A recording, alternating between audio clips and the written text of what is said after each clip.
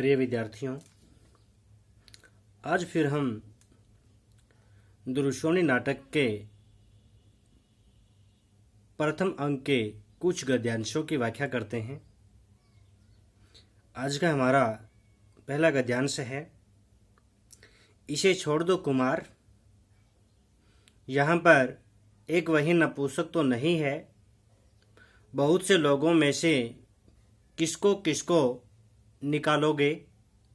उसे छोड़कर चिंतित सा टहलने लगता है और शिखर स्वामी रामगुप्त के कानों में कुछ कहता है।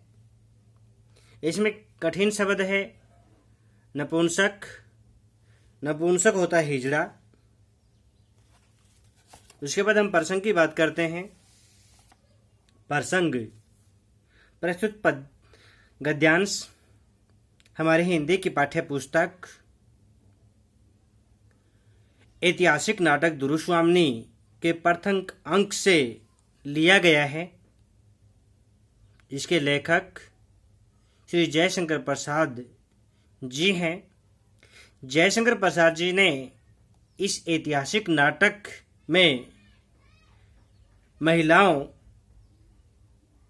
के अधिकारों को बड़े जोर और जोश के साथ उठाया है। इन पंक्तियों में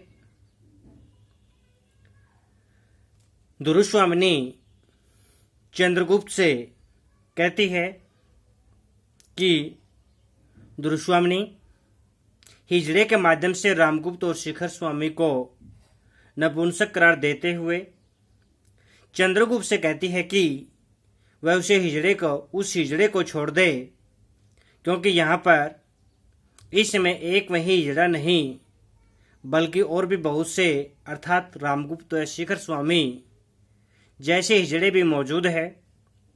वह इन बहुत सारे हिजड़ों में से किस किस को बाहर निकालेगा। दुरुश्वावनी कहना चाहती है कि इस समय गुप्त कुल के राजमहल में रामगुप्त एवं शिखर स्वामी जैसे बहुत से नपुंसक एकत्र है, जो अपने कुल, अपने देश तथा अपनी स्त्रियों की मान मर्यादा की रक्षा करने में असमर्थ है। चंद्रगुप्त के लिए यह संभव नहीं है कि वह हिजड़े की भांति इन सभी नपुंसकों को राजमहल से बाहर निकाल सके।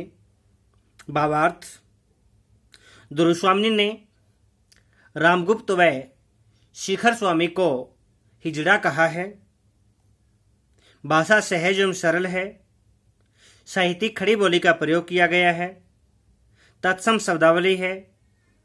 प्रसाद गुण है। व्यंजना शब्द शक्ति है और संवादी शैली है। अगला अवतरण है, कितना अनुभूतिपूर्ण था वह एक क्षण का आलिंगन, कितने संतोष से भरा था। नियति ने अज्ञात भाव से मानो लू से तपी हुई वसुधा को क्षितिज के निर्जन में सायंकालीन शीतल आकाश से मिला दिया हो। इसमें कठिन शब्द देखते हैं। क्षण होता है पल। आलिंगन होता है प्रेम पूर्वक मिलना। नियति होता है भाग्य।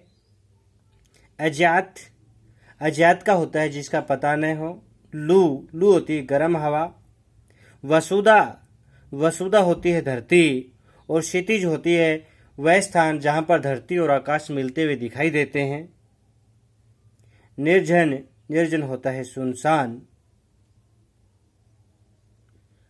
प्रसंग वही लिखना है, परंतु इसमें एक दो पंक्तियां अलग से लिखनी होती है।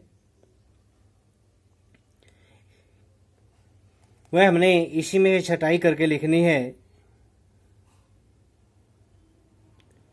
इसमें यही लिखना है कि उसके हम थोड़ा पीछे चलना है। कहते कुछ समय के बाद जब चंद्रगुप्त, रामगुप्त व शिखर स्वामी चले जाते हैं, तब मंच पर एकांकी दुरुश्वावनी चंद्रगुप्त के साथ अपनी इसी भेंट को याद करती हुई सोचती है।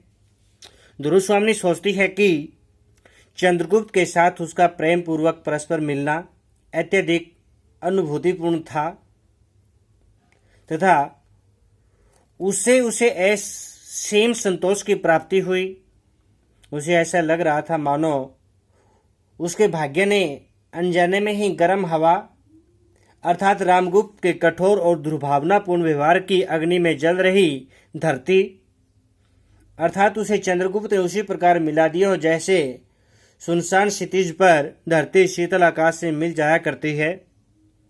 भावार्थ, दुर्वामनी ने रामगुप्त और चंद्रगुप्त की तुलना करते हुए रामगुप्त को कटु कठोर तथा गर्म कहा तो चंद्रगुप्त को मधुर शांत व शीतल कहा है।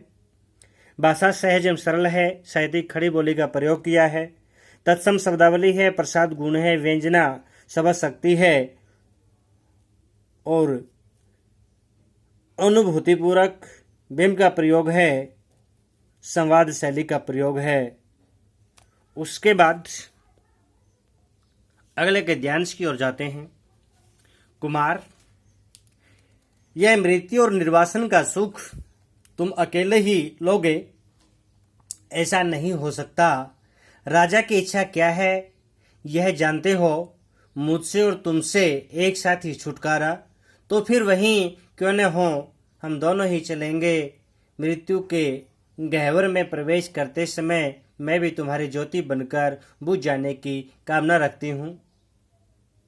इसमें कठिन शब्द देखते हैं। निर्वासन, निर्वासन का होता है देश निकाला। उसके बाद आता है गह्वर, गह्वर होता है गड्ढा। ज्योति, ज्योति होता है प्रकाश और कामना, कामना का अर्थ होता है इच्छा। तो हम प्रसंग की बात करते हैं। प्रसंग में हमने वही लिखना है, थोड़ा बहुत व्याख्या से पहले के अवतरण की बात करते हैं तो उसमें लिखना होता है, लेकिन हम व्याख्या करते हैं यहाँ पर सीधे ही। नारी वेश में चंद्रगुप्त का अकेले ही सकराज के महल में जाना उसे स्वीकार नहीं था।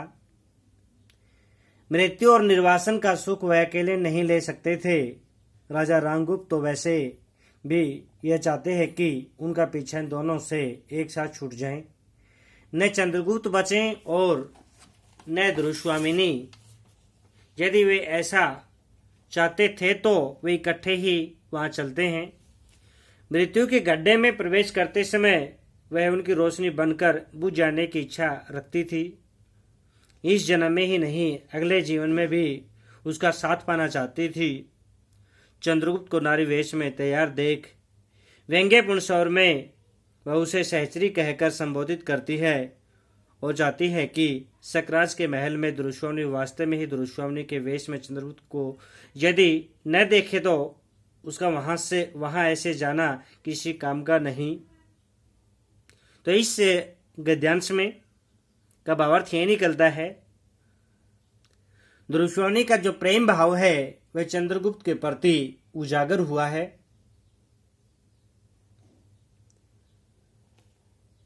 भाषा सहज एवं सरल है, तत्सम शब्दावली है, साहित्यिक खड़ी बोली का प्रयोग है, संवाद शैली है, प्रसाद गुण है, व्यंजना शब्द शक्ति का प्रयोग किया हुआ है। हम नाटक के दूसरे अंक में से कुछ गद्यांशों की व्याख्या करते हैं। तो पहला गद्यांश है, प्रेम करने की एक ऋतु होती है, उसमें चूकना, उसमें सोच समझकर चलना दोनों बराबर है। सुना है, दोनों संसार के चतुरों की दृष्टि से मूर्ख बनते हैं। तब कोमा तू किससे अच्छा समझती है और गाती है। इस गद्यांश में कठिन शब्द है ऋतु। ऋतु होता है मौसम। चूकना, किसी चीज को प्राप्त न कर पाना। चतुर होता है बुद्धिमान। तो हम प्रसंग बोलते हैं इसका। प्रस्तुत पंक्तियां जयशंकर प्रसाद जी द्वारा रचित प्रसिद्ध ऐतिहासिक नाटक दुर्वामनी के द्वितीय अंक में से ली गई है। इस नाटक में प्रसाद जी ने ऐतिहासिक कथा के आलोक में स्त्री अधिकार संबंधी समस्याओं को पूरे जोशो खरोश के साथ उठाया है। यह पंक्तियां सकराज की प्रेषी कोमा का स्वागत कथन है। द्वितीय अंक के आरंभ में वह पौधे लताओं को सींचने के पश्चात सीढ़ी पर बैठ जाती है और प्रेम के विषय में सोचने लगती है। तब कोमा सोचती है कि प्रेम करने का भी एक मौसम होता है, उसमें अर्थात प्रेम भी हर समय नहीं होता, न किया जा सकता है, परंतु जब व्यक्ति के जीवन में प्रेम करने का मौसम आता है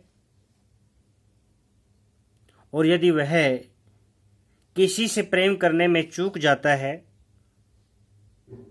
किसी का प्रेम पाने से वंचित रह जाता है, या प्रेम मार्ग पर सोच विचार कर अर्थात लाभ हानि का हिसाब किताब लगाकर चलता है, तो दोनों ही स्थितियों में ऐसे व्यक्ति संसार में बुद्धिमान माने जाने वाले लोगों की नजरों में मूर्ख कहलाते हैं। विशेष में हम भावार्थ की बात करते हैं। कोमा के अनुसार प्रेम के मौसम में प्रेम करने से वंचित रह जाना या प्रेम मार्ग पर सोच विचार कर चलना दोनों ही मूर्खता की निशानी है। भाषा सहज एवं सरल है, तत्सम शब्दावली का प्रयोग है, साहित्यिक खड़ी बोली है, माधुर्य गुण की प्रधानता है, व्यंजना शब्द शक्ति है और सवगत का कथन है, दृश्य बिंब का प्रयोग किया गया है। प्रस्तुत गद्यांश। पर्सन स्वयं किसी के सामने नहीं आते। मैं तो समझती हूँ कि मनुष्य उन्हें जीवन के लिए उपयोगी समझता है। मकड़ी की तरह लटकने के लिए अपने आप ही वह जाल बुनता है। जीवन का प्राथमिक पर्सन उल्लास मनुष्य के भविष्य में मंगल और सौभाग्य को आमंत्रित करता है, उसमें उदासीन न होना चाहिए महाराज। प्रस्तुत गद्यांश दुर्स्वन नाटक के द्वितीय अंक से लिया गया है। हम इस गद्यांश की व्याख्या करते हैं। कोमा कहती है कि जिस समस्या में आप उलझे हैं वह आपकी अपनी पैदा की हुई है। पर्सन और उलझने अपने आप किसी के जीवन में नहीं आते, बल्कि मकड़ी के जाले की तरह मनुष्य उन्हें स्वयं उत्पन्न करता है और फिर मकड़ी की तरह उनमें लटकने की कोशिश करता है। वह उन्हें अपने लिए उपयोगी समझता है। वह अपने यश की वृद्धि या उन्नति की आशंका से ही समस्याओं में पड़ता है, किंतु उनमें उलझ जाता है। कोमा कहती है कि युद्ध की समस्या या उलझन जिसमें तुम पड़े हो व्यर्थ है। यौवन की इस वेला में तो उल्लास और मस्ती आई है। वह भविष्य को कल्याणकारी बनाती है, अतः उसकी उपेक्षा नहीं करनी चाहिए। यौवन की इस वेला में कोमा का आशय है कि युद्ध के इस विकट खेल को छोड़कर प्रेम और आनंद का जीवन अपनाना ही श्रेष्ठकर है। इस गद्यांश का यही भावार्थ निकलता है कि कोमा अपनी बुद्धिमती से शकराज को सलाह देती है, शिक्षा देती है। अगला जो अवतरण है, सौभाग्य और दुर्भाग्य मनुष्य की दुर्बलता के नाम है। मैं तो पुरुषार्थ को ही सबका नियामक समझता हूँ। पुरुषार्थ ही सौभाग्य को खींच लाता है। हाँ, मैं इस युद्ध के लिए कभी उत्सुक नहीं था कोमा, मैं ही दिग्विजय के लिए नहीं निकला था। इसमें हम इसकी व्याख्या करते हैं। शकराज कहता है कि सौभाग्य और दुर्भाग्य तो मनुष्य की कमजोरियों के नाम है, अर्थात जो व्यक्ति इन शब्दों को अपने जीवन में स्थान देता है वह कमजोर होता है। शकराज कहता है कि वह तो परिश्रम को ही जीवन के सब व्यवहारों का निर्णयकर्ता या नियता मानता है। वह कहता है कि वह ही इस युद्ध के लिए प्रस्तुत नहीं हुआ था और न ही संसार विजय के लिए निकला था। उसके कहने का अभिप्राय यह है कि आर्य सम्राट समुद्रगुप्त विश्व विजय हेतु उसके साथ युद्ध के लिए आए थे। वह तो अब उनके उस युद्ध निमंत्रण का उत्तर दे रहा है। इसमें भावार्थ जो हमारे सामने निकल कर के आता है, इसमें सकरात कहता है कि गुप्त राज्य से वह जो युद्ध कर रहा है उसकी मनसा नहीं, अपितु सम्राट समुद्रगुप्त की विश्व विजय की मनसाओं का प्रत्युत्तर है। भाषा सहज एवं सरल है, साहित्यिक खड़ी बोली है, तत्सम शब्दावली है, प्रसाद गुण है, व्यंजना सब शक्ति है, संवाद शैली का प्रयोग किया हुआ है। आगे के अध्यांशों के बारे में कल वाली वीडियो में हम पढ़ेंगे।